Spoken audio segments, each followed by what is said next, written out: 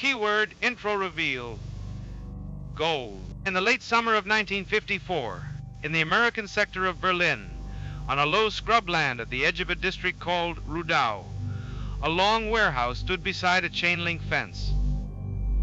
The fence faced east. Beyond it, 300 meters away, lay the boundary of the Soviet sector. By day, the warehouse was advertised on a board nailed to the gate as a United States Air Force radar test facility. By night, German laborers hired from the western boroughs of Berlin loaded soil into trucks and drove it away into the dark. Tons of soil. 3,000 tons of it, according to figures later submitted to the CIA's internal historians. None of the workers had been told what was being excavated.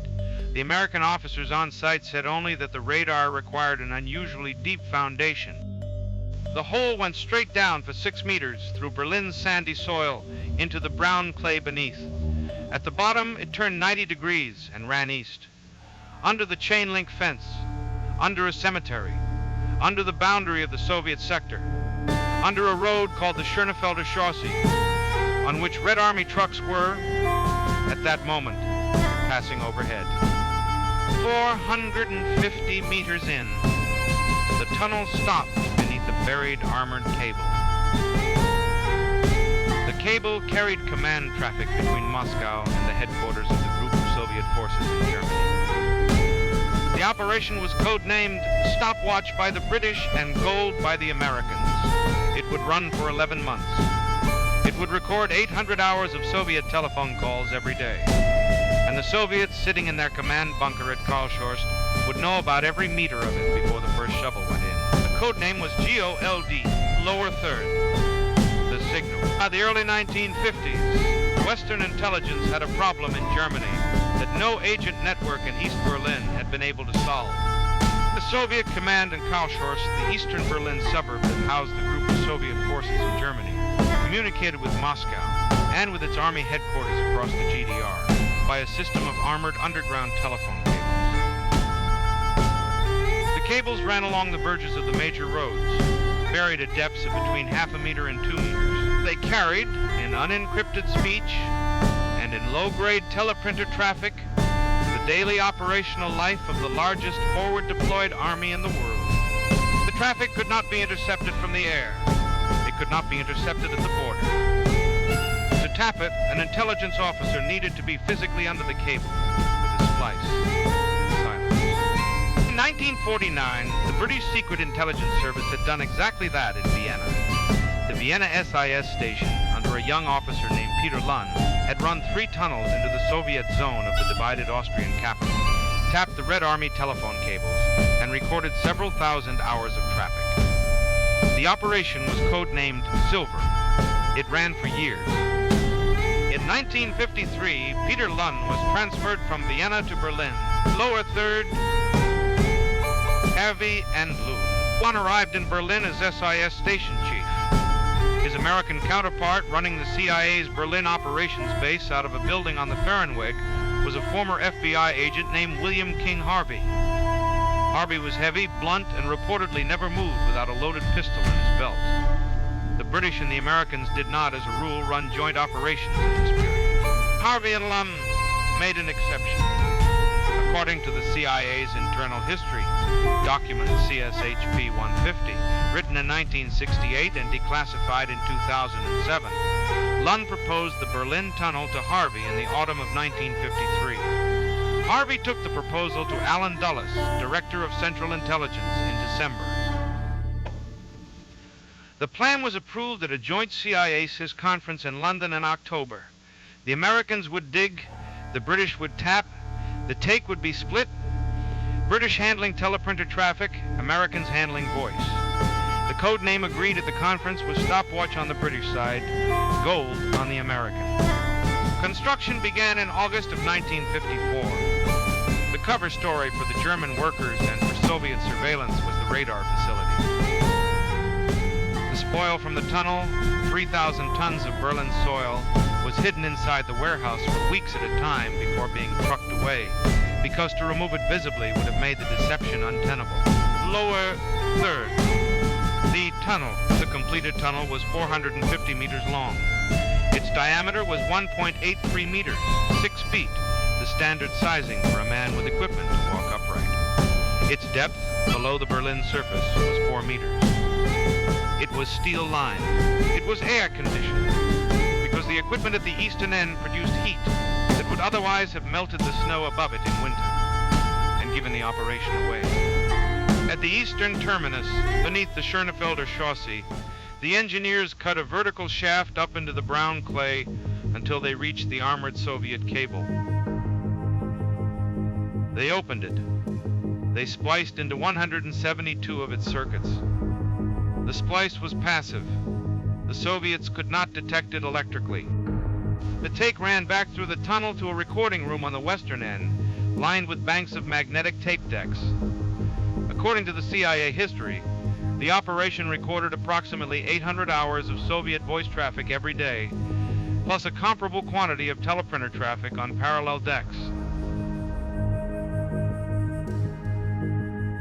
The operation went live in late February of 1955. It ran for 11 months and 11 days. Lower third, Blake. In October of 1953, at the joint conference in London where the Berlin Tunnel was approved, there was a British officer present in a junior capacity, taking minutes.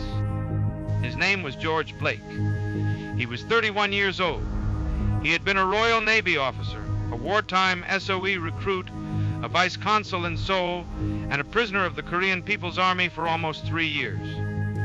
He had returned to London in 1953 and been posted to the Y section of SIS, the section that handled technical telephone interception. He had also, at some point during his captivity in North Korea in 1951, voluntarily approached his captors and offered his services to Soviet intelligence.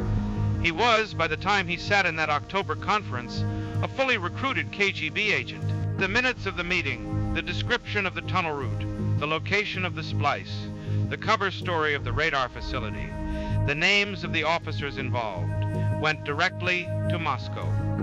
According to the KGB files, later cited by the Russian intelligence historian Sergei Kondrashev, who served in Berlin during this period and who spoke about the operation publicly in the 1990s, Moscow had the full plan of Operation GOLD before the Americans broke ground in Rudau. Lower third, LET it run. The KGB's response to its own foreknowledge was, on its face, extraordinary.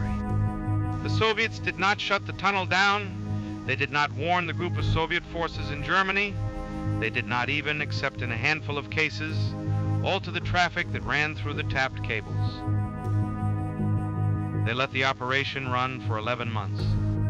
The reason, written down in the KGB's own internal review and confirmed by Kondrashev decades later, was George Blake. To act on the intelligence, to evacuate the cable, to reroute the traffic, to roll up the splice, would have been to tell the British that someone inside SIS had betrayed it. There were only a handful of officers who knew the operational detail. The investigation that followed would have led to Blake within months, and Blake, at that moment, was the most valuable Soviet asset inside British intelligence. Moscow chose the asset over the secret. The tunnel ran.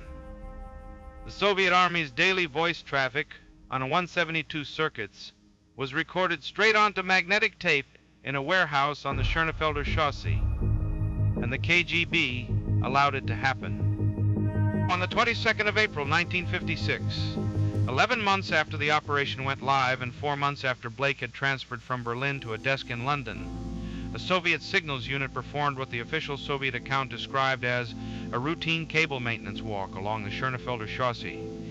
They discovered the tap. They discovered the tunnel. Moscow issued a public protest.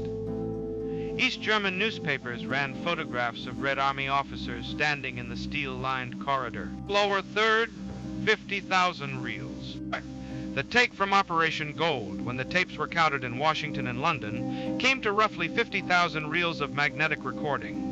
Transcription, conducted by Russian and German linguists at facilities in Washington and at a converted manor house in southern England, ran continuously from 1955 until 1958. The final transcript count, according to the CIA internal history, was approximately 90,000 translated documents. They included Soviet order of battle for the group of Soviet forces in Germany, personnel rosters, internal security investigations, the layout of Soviet airfields in the GDR, and, at the highest level, fragments of the political conversation between Karl Schorst and Moscow during a period that included the Soviet intervention in Hungary. Some of it almost certainly had been scripted.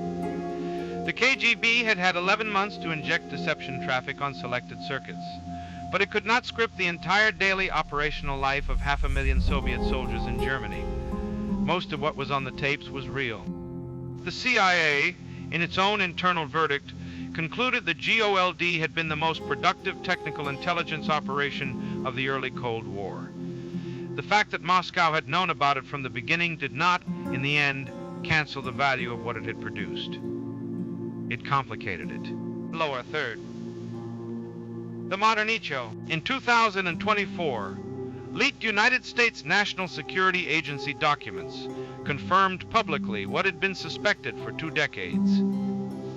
That the modern descendants of the Berlin Tunnel are the cable taps the NSA maintains, jointly with Allied services, on the submarine fiber optic cables that carry most of the world's internet traffic. The cables are not under a Berlin road, they are on the seabed. The operational question is the same one Bill Harvey and Peter Lund faced in 1953.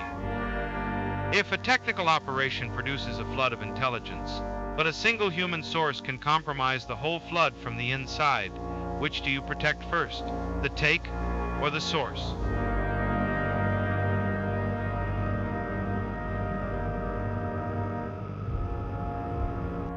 The KGB's answer in 1955 was the source. The Americans and the British, in the same operation, never had to choose, because they never knew the choice was being made. The 50,000 reels of Operation GOLD sit today in a CIA storage facility in Northern Virginia. The transcripts were declassified, in summary form, in 2007. The tunnel itself was filled in by East German engineers in 1956, sealed and forgotten. A small section of the steel lining, recovered during construction work in the 1990s, is on display at the Allied Museum in Berlin. It is the only piece of Operation Gold that any visitor has ever been allowed to touch. Word count, 1820 words. Within 1750-1850 target.